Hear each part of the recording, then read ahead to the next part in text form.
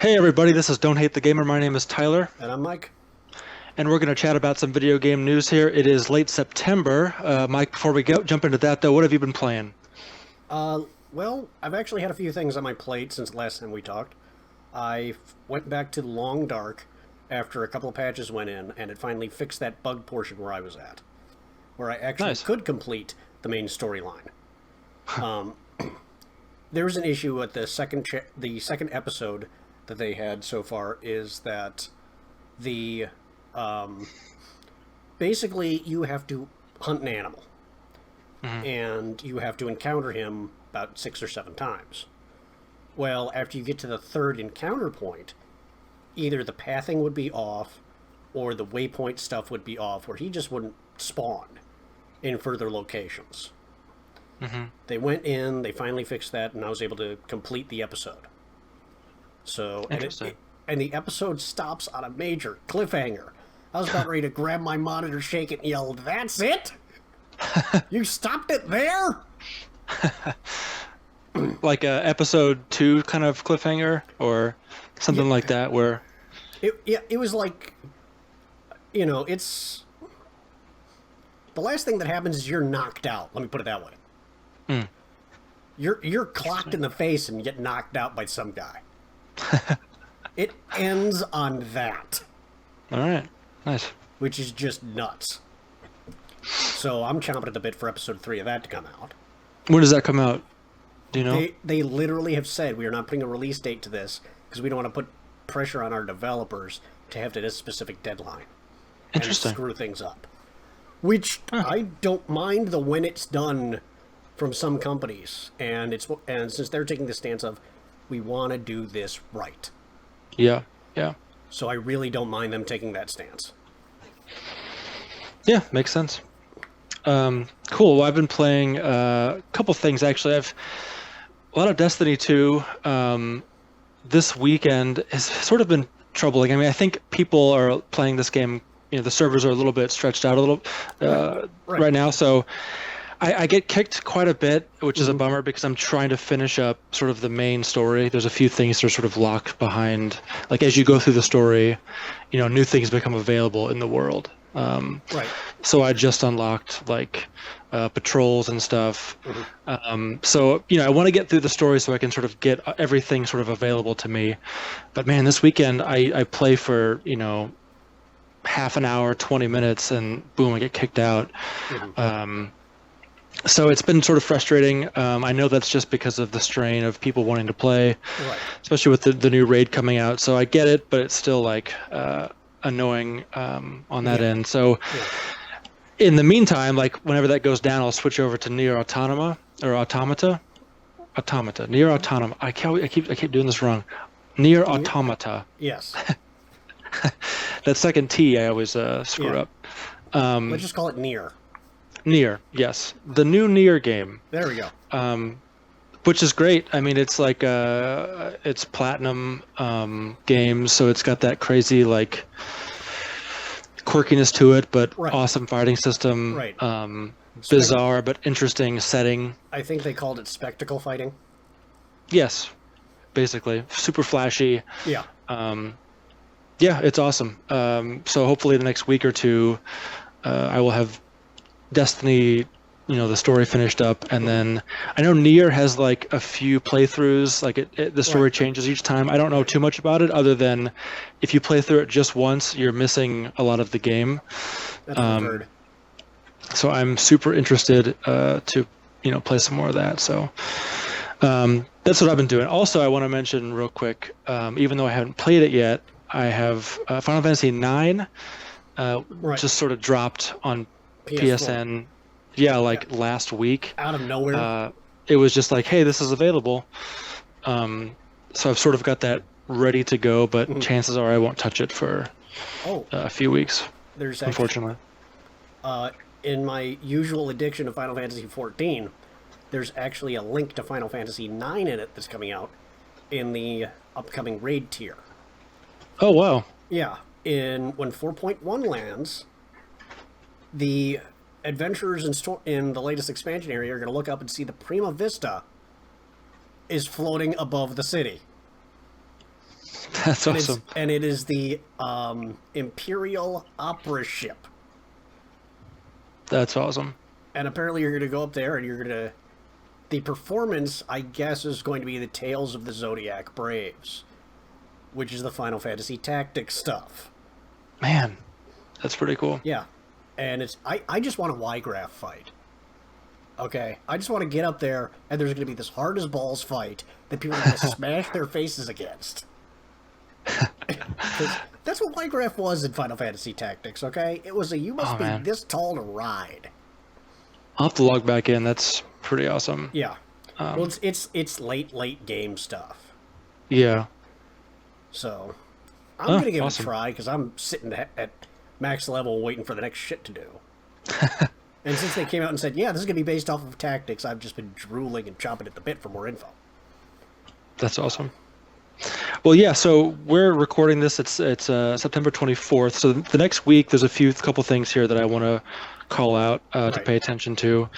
On the 28th, so that is Thursday, Red Dead Redemption 2 is getting a trailer. I always like now we get like teasers we get to the trailer. Yes, the teaser to the teaser. Yes. I especially like the countdown clocks that lead to the trailer video. Yeah, it's like, okay, well, I mean, I guess I'm a sucker because I'm excited and I buy into this, even though I recognize that it's sort of annoying, where it's like, you're not getting a trailer yet, you're just getting a teaser of the teaser of, yeah. Right. And then the day after that, on Friday, Cuphead comes out, which I can't believe it's already here. Yeah, I'm surprised it's coming out on a Friday. Yeah, which is it's Nintendo that does the weekend stuff. Yeah, but no, Cuphead's going to come out, which is basically you're playing an old cartoon from the 1950s. It looks amazing. Yes, I'm super excited for this. You and I were of the generation where, in the rotation of Looney Tunes reruns, they would play on every cartoon TV channel. We'd occasionally see the old style, the real old style 1950s. Warner Brothers knockoff of Mickey and Minnie. It was Bosco and something else.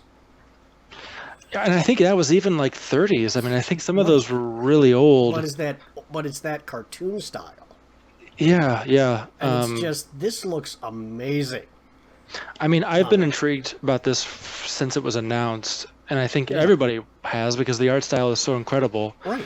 And it sort of went away for a while they could, work on it. From what I had heard, it went from sort of a boss rush to a full game. Yeah. But it's like all of a sudden it's like, holy shit, like it's a week away. Right. Less than that. Yeah, I can't wait. So definitely next time we film, I'll have some impressions of that. One of us will have hopefully played it. Yeah, so two big things to keep an eye on those. Those are going to be pretty big stories. But let's... And actually, kind of in the same time frame, even though you're talking about upcoming stuff, something that came out about 3 days ago, Divinity Original Sin 2. Yes. Which I have been playing a stupid amount of, and I only got the damn thing yesterday. If you like Baldur's Gate, which you should, and Neverwinter Nights, which you should, if you have not played these, go back and play them. Yes, Baldur's Gate has some bullshit because it's like 2nd edition D&D, but it's a part of gaming history. It's and if you don't mind turn-based combat, kind of a lot in the style of the original Fallout 1 and 2, pick this game up. It was written by, I believe some of the writing was done by Chris Avallone, who was responsible for a good chunk of the writing in New Vegas. Pretty solid. So it's basic, from what I surmise so far, there are people who can tap into the source of magic. That's called the Source, and do amazing things. Disclaimer, I've not played the first one. I don't know anything about the first one. Yeah. All I know is apparently the first one was good enough to make a sequel. But the gameplay has me so wrapped in.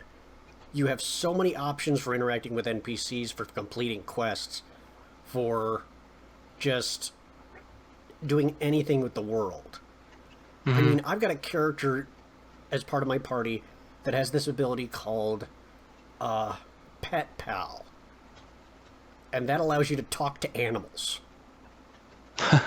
They've given these animals personality, okay? Wow. I talked to a crab on a beach who believes they're an all-powerful sorcerer just biding their time before they take over the world. You know, little do they know the harbinger of their doom has been scuttling along their beaches for ages. These were words that came out of this crab's mouth. That's awesome. I found a dog who behaves just like you think a dog would behave. You know, they ask for help, you rub their belly, they say, I love you.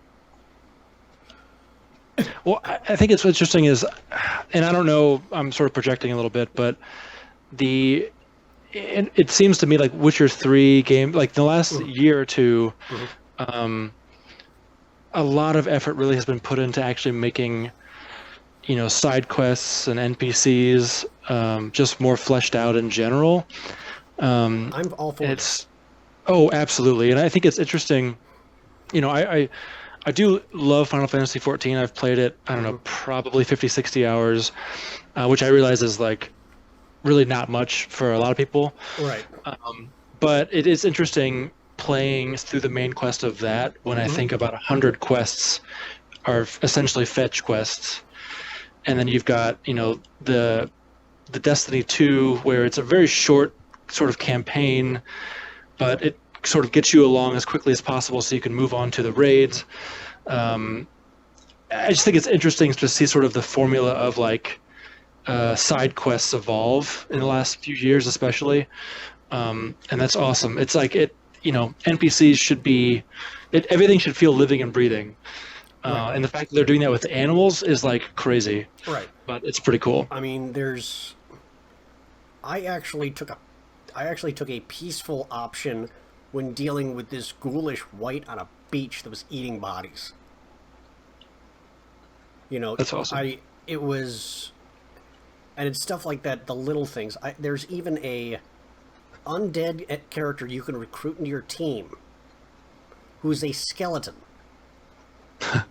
He has a superiority complex because he's from an extremely long-lived race that is long dead, but he's figured out a way to stick around because, the hell with death, I'm too good for that. That's awesome. And because he's undead, he has to make sure he's completely covered before he interacts with anybody. And the replacement, that's cool. The replacement skin he puts onto his face are known as masks. And he prides himself on, I quote, cruelty-free masks. In that he makes sure that whatever face he's taken came from somebody who died from causes not caused by him. That's pretty awesome. It's like they were dead when I found him. I just took his face and then stapled it onto my head. I didn't kill him. That's cool. And I like characters like that. Just reminds me of the Planescape, like Mort, or like like the oddball sort of. Right. I'm a floating skull, or I forget the guy's name now. That I'm permanently on fire. Like, right. That's pretty awesome. And also about the undead characters is they can't heal through traditional means like healing potions. They heal from poisons. Sure. So you have them walk up to this thing that exudes poison as an attack and just give it a hug. I already found a spot where if I had an undead character, I could waltz through the fight. It's these giant frogs that spit poison. Well, if I had this guy with me, he could just walk up to him and punch him in the head. That's but awesome. Sadly, I did not recruit this guy. But yeah, I'm gushing about that. I've dumped 20 hours into it, and I barely feel like I'm out of tutoria. Or not 20 hours, that's an extreme exaggeration. More like 6 to 8 hours. Which is still a heavy amount to still be in tutoria. Yeah. Well, that's awesome. I need to pick that up. Yeah, I already goaded you to get it on your wish list. Hopefully it'll be a discount. And it's got slip-in multiplayer, and it works really well. So maybe we can, throw that on the channel. Yeah, I'm down for that for sure. Cool. So let's touch on a few news items here. Right. Tokyo Game Show. Yeah. Is going on, or did that end? I think it.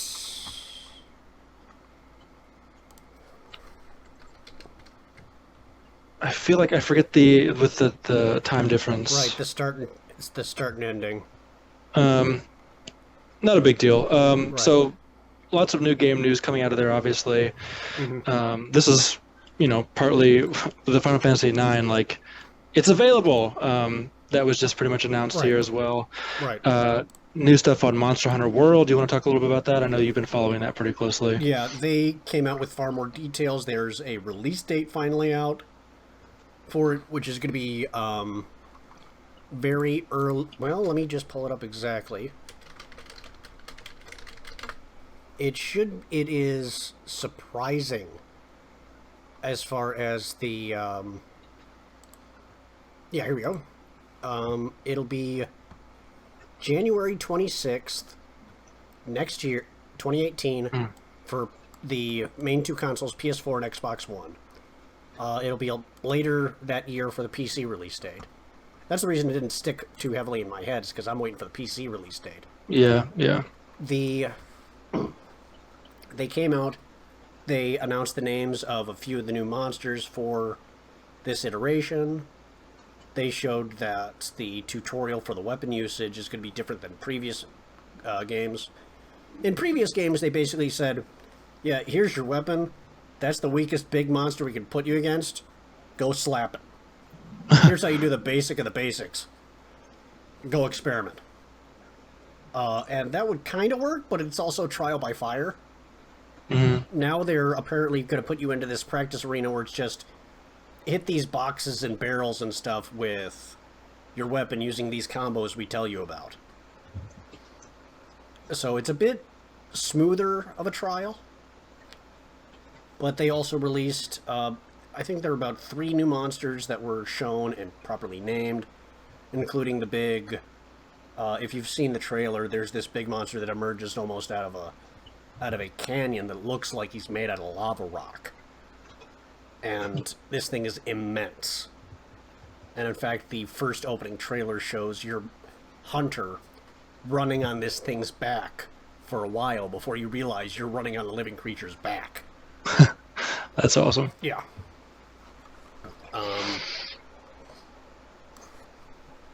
So yeah, the game looks to be very, very, well put together, well polished. I would not be surprised if we hear in the next 4 to 5 weeks about, hey, it's gone gold. Because it feels like it's, pardon my yawn, it feels like it's mostly done. Yeah. So yeah, that's been my big thing. And the next thing from the Tokyo Game Show that at least caught my eye is that we got a little bit more information on, well, there's a bit more gameplay info about the Secret of Mana remake, which I'm all jazzed about because Secret of Mana was it's on my short list of iconic RPGs from my childhood. That an RPG that had co-op multiplayer on the Super Nintendo, which was like, that entire sentence is absolutely unheard of. An RPG with co-op? Yeah, yeah. That isn't really confusing to get access to like Final Fantasy 3's was? Or Final Fantasy 6 if you want to be a purist, but on my cartridge it said 3. Yeah, on the... Yeah, on the how we sticker, originally learned of it. Yes. Mm-hmm. And you could get access to this, but it was a little unclear. Secret of Mana, it was just straight up hand the other controller to your buddy and have him hit start. Okay. Yeah, that was a great game. And I don't even remember... Oddly enough, I played Secret of Evermore to completion, but I don't think I ever finished Secret of Mana, so I'm excited to sort of get back and actually finish it. Yeah. It's worth it. Yeah. It's definitely a classic, for sure. Yeah. And then the Total War Warhammer 2 is coming up. I'm pretty excited for this.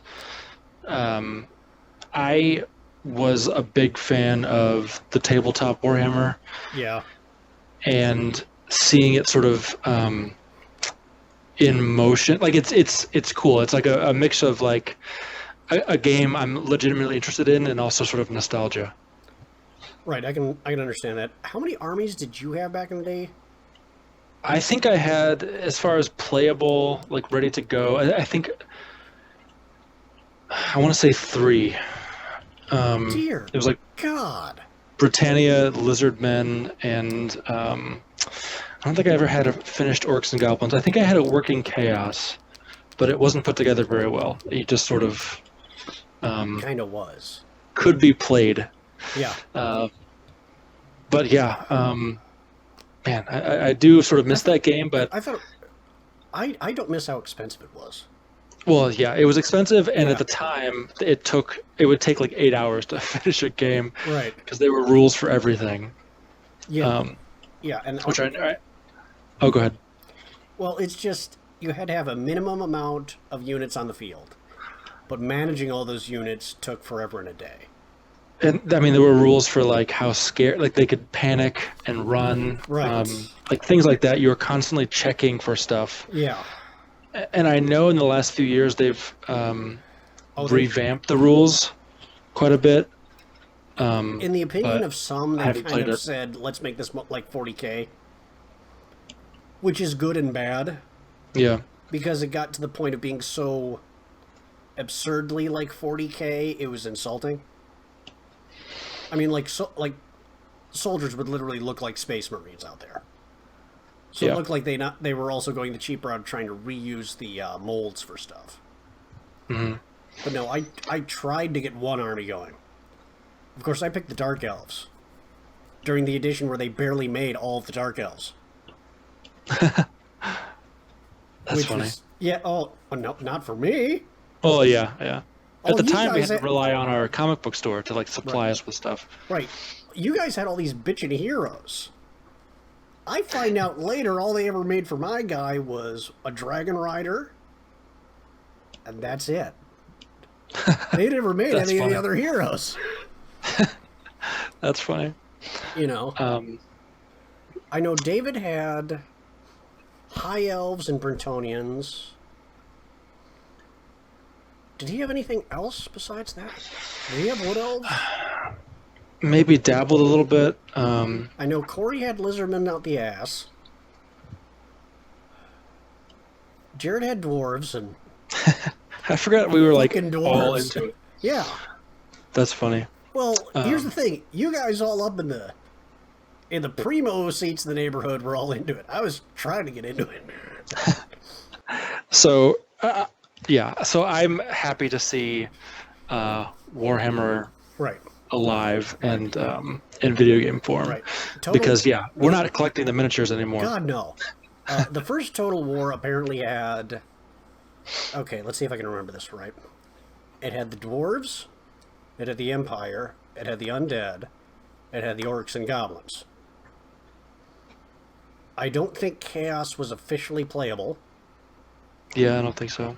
Warhammer 2, from what I have seen, has Skaven, it has Dark Elves. I'm not sure what they have as far as the good guys. I know we are woefully underprepared for talking about this on a video game news podcast. Oh, we don't need to go into I guess too much Warhammer news. That could be a special episode. Yeah. We just discuss our Warhammer armies. Yeah, Man, I forgot about some of that stuff. yeah. So, just real quick, two things I want to touch on before we sort of delve into some of the PUBG stuff real quick. Doom on the Switch, pretty incredible. Wolfenstein 2 is coming next year. There's been a few screenshots and videos. I know Digital Foundry did like somebody put together sort of the closest they could get to a Switch version, which is fascinating if you want to watch that. I think it's just cool. I mean, I've played through Doom already, but this will be pretty awesome to have a portable Doom. So we'll find out more on that as it comes out, but just wanted to sort of note that that's in the works. Right. And then one more thing real quick, Bruce Straley is leaving Naughty Dog, which is a bummer. Right. You know, this happened sort of with Amy Hennig, although I think Amy Hennig's was a little bit messier a few years ago. But Bruce, you know, they got it just seemed like, I think from what I can tell, just a good time to sort of like, he's been involved with Uncharted 2, like co-direct. I mean, he's been involved with Naughty Dog for a long time, but co-directed Uncharted 2, Uncharted 4, and Last of Us. I mean, those are pretty heavy hitters, and I would imagine Yeah. after years of that, it's just like, you know what? I just am a little bit burnt out. Yeah. The feel of his announcement was very, you know, I'm not loving this as much as I did. After he got done with his last project, he took time off, did a little soul searching, and found, you know what? I don't hate this, but I don't love it as much as I'm finding I love other pursuits. Yeah. Which is completely fine. Yeah. I mean, his resume is amazing enough that it's like, I can't blame him. Right. You know.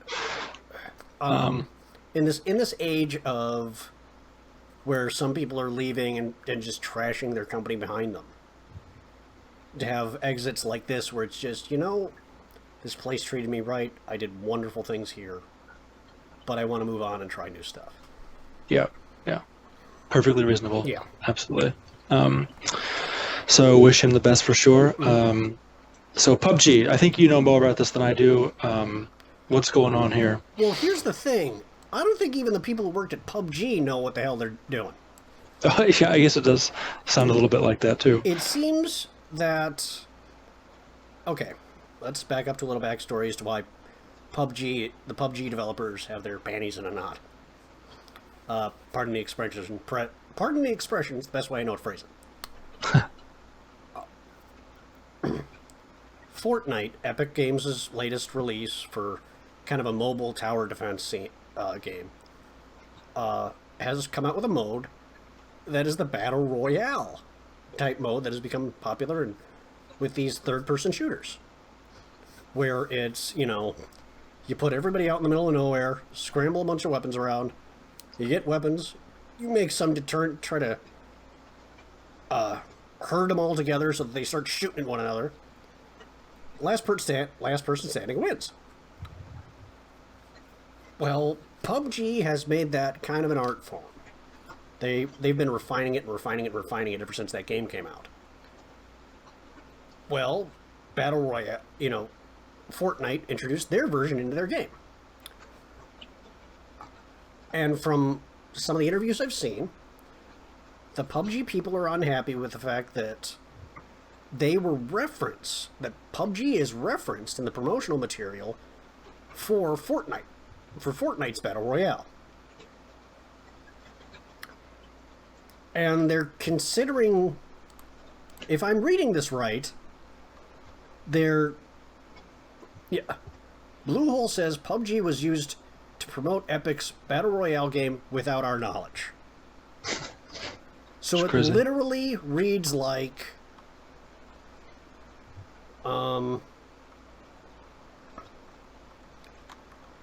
it literally reads like, hey,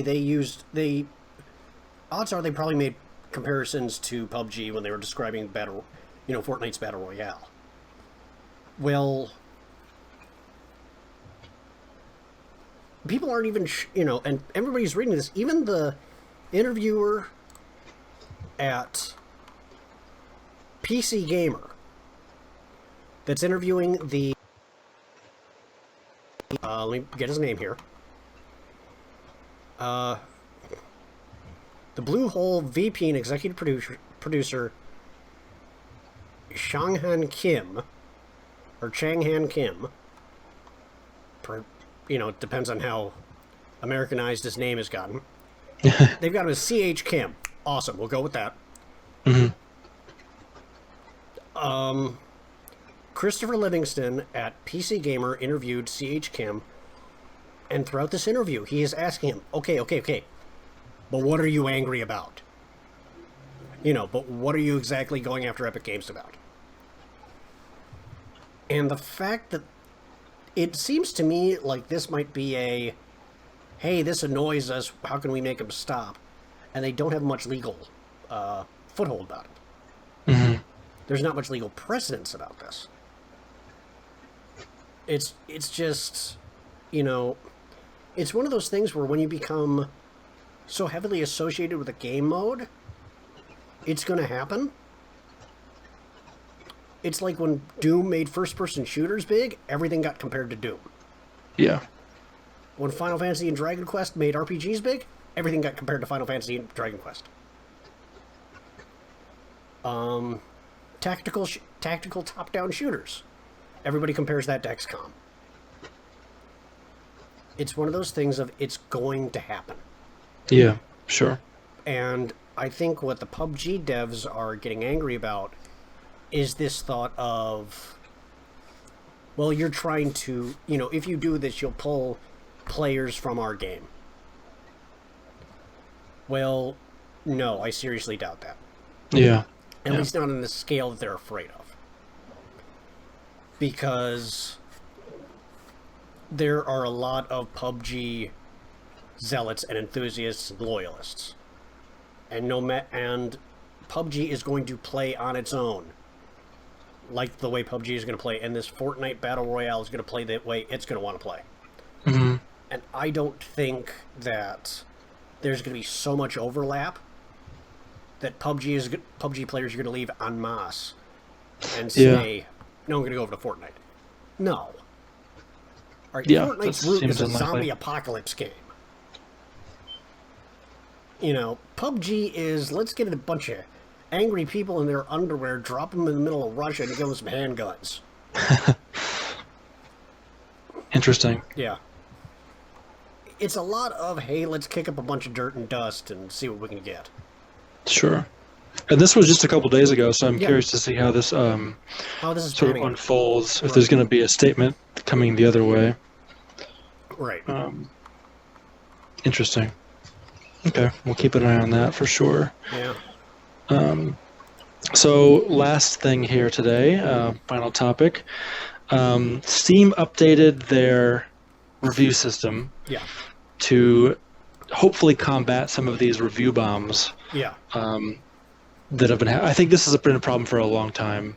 It has. Ever since devs have been doing some devs have done shady shit, or some devs have done things that the community just wasn't happy with. Yeah, and I mean, especially with like No Man's Sky is a big one where I feel like the negative reviews. Well, so let me back up. So the way that they're going to go about this, and correct me if I'm wrong, but I believe it's a system where reviews are sort of laid out on a time scale. Yes. So any sort of huge positive negative spikes, you can sort of see, how recent are they, and that will help you be, either skeptical, or they might give a little bit more context to why you're seeing so many negative reviews. Right. In fact, you can see it now implemented. Yes. And for those who don't know what review bombing is that we've been referencing, it's when the community of a game gets together and to object to the actions of a developer, they will collectively go on to any website or platform that allows user reviews and collectively start giving it very low reviews as a way of, let's make this game look bad so it gets worse sales.